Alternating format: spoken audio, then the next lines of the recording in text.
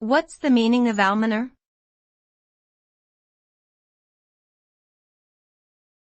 Almoner.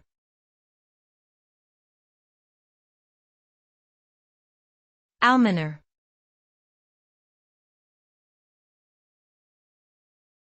Almoner.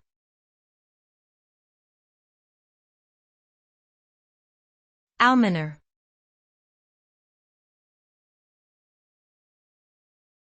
Almoner.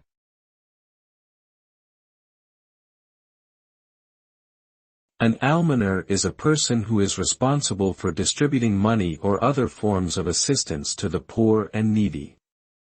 In some organizations, such as hospitals, almoners are responsible for providing financial and emotional support to patients and their families.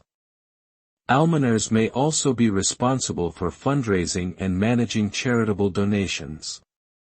Overall, an almoner plays an important role in supporting those who are less fortunate and helping to ensure that they have access to the resources they need to survive and thrive.